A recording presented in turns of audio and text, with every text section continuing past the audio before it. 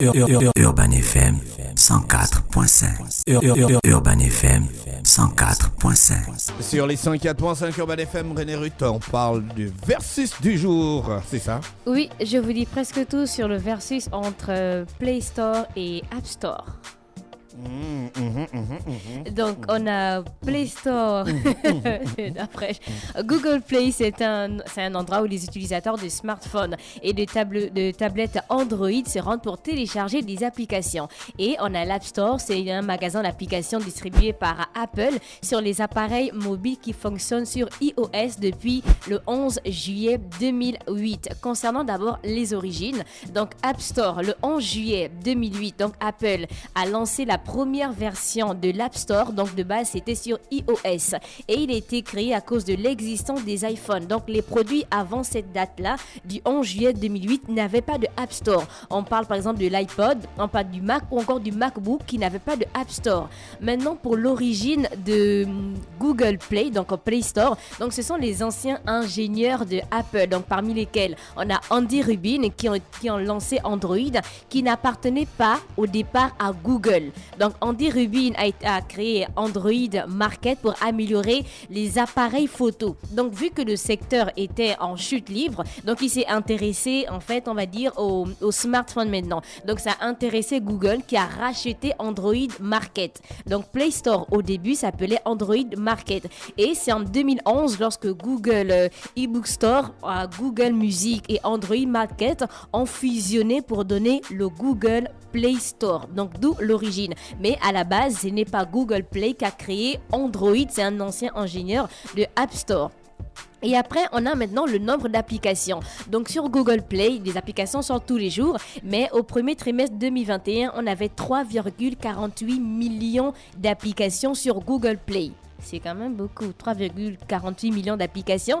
Et sur App Store, donc au début, ils ont commencé, donc le lancement, c'était avec 500... Apple Store. Oui, Apple Store. Donc au début, ils ont lancé avec 500 applications et aujourd'hui, ils comptent 2,22 millions d'applications. Et c'est le deuxième plus grand magasin d'applications du marché après Google Play. Et en 2020, donc les utilisateurs du monde entier ont téléchargé 108,5 milliards d'applications mobiles sur Google Play contre 76 milliards d'applications en 2018. Donc on va parler maintenant de la sécurité concernant Play Store ou encore App Store. Je trouve qu'il y a plus de sécurité où Moi je trouve que c'est pareil les deux. Tu trouves que c'est pareil? Affaire de sécurité sur Play Store et sur App Store? Ouais, je pense que c'est pareil. Google Play a la boutique la moins sécurisée, en fait, à cause de l'alternatif. Et alors que sur App Store, ce n'est pas la même chose. Donc, la première raison, c'est l'alternative. Ils ont une alternative au téléchargement. Donc, si tu ne peux pas télécharger, mais si tu ne veux pas télécharger une application sur Play Store, tu vas simplement sur Google, tu tapes le nom de l'application, tu mets espace et ensuite tu mets à côté APK. Donc, tu n'es pas obligé de passer sur Play Store. Donc là, on a l'alternative. Donc, voilà pourquoi on parle de la sécurité. Entre-temps, sur App Store, ce n'est pas pareil. Donc, lorsque l'application est créée, ils font le contrôle en plusieurs étapes. Donc, la procédure pour intégrer une application sur App Store va prendre plus de temps. Si Google Play met par exemple 6 heures, chez App Store, ils vont mettre 1 heure, on va dire 1 semaine, voire 2 semaines, parce qu'il y a plusieurs étapes en fait de vérification. Et si ton application ne répond pas aux critiques, donc directement, on la supprime. Elle n'est pas aux critères. Elle n'est pas postée sur App Store. On l'élimine directement. Donc là, on parle de la sécurité qui est un peu plus forte sur App Store comparé à Google Play, parce que Google Play, on a l'alternative et sur App Store, il n'y en a pas. Donc, si ton application ne répond pas, comme je l'ai dit, aux critères, elle est éliminée. Maintenant, il y a de moins en moins d'applications sur App Store. Pourquoi? Parce que lorsque le développeur dispose, par exemple, d'une application, au bout d'un moment, il va puiser dans les données de chaque utilisateur pour revendre ces données à des sociétés. Donc, ces sociétés-là ont besoin de ça pour faire les publicités ciblées. Donc, voilà pourquoi, quand tu vas utiliser une application, on te demande toujours si tu veux activer le suivi. Donc, généralement, quand tu vas sur Instagram et que tu trouves parfois les publications sur la mode, alors que tu es un fan de mode, c'est parce qu'on a utilisé en fait tes applications. Tout à l'heure, tu parlais des données, que sur Instagram ou encore sur TikTok, les données sont assez protégées, mais les développeurs ont la possibilité de vérifier tes données, en fait, de vendre tes données à certaines entreprises pour qu'elles fassent les publicités ciblées. Et après, on a le store prioritaire. Donc, lorsqu'une application doit être optimisée ou encore développée par des développeurs, donc ça se fait en priorité pour les terminaux de Apple.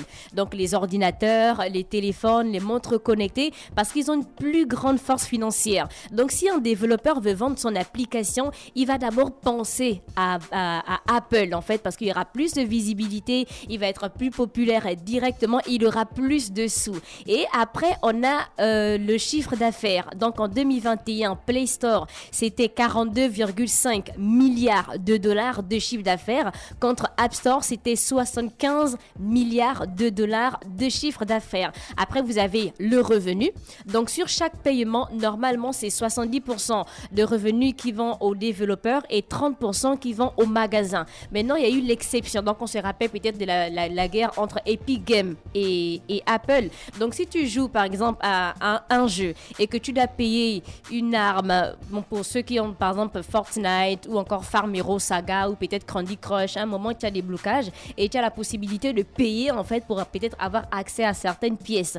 Donc, normalement, c'est le développeur qui définit le système de paiement. Mais chez Apple, ce n'est pas comme ça parce que c'est eux-mêmes qui définissent le système de paiement et beaucoup ont vu ça comme une concurrence déloyale. Parce que hormis les 30% qu'ils prennent, en fait, par rapport à chaque paiement, tu dois aussi payer pour l'hébergement. Donc, voilà pourquoi ils sont partis en procès avec Epic Games, qui est le propriétaire de Fortnite. Donc, parce que Epic Games aussi a contourné le système de paiement de Apple Store et aussi chez Play Store. Donc là, ils sont allés au tribunal et on a eu une victoire de Epic Games sur le mode de paiement parce qu'après, ils ont quitté App Store et Google Play, ils sont quittés de 30% à 15% et on a eu aussi une victoire de Apple sur le refus du mode alternatif parce qu'on peut comprendre que chez Google Play, par exemple, si tu ne veux pas télécharger une application ou encore un jeu sur Google Play, tu vas directement sur Google, tu tapes le nom du jeu, tu mets espace, tu mets APK.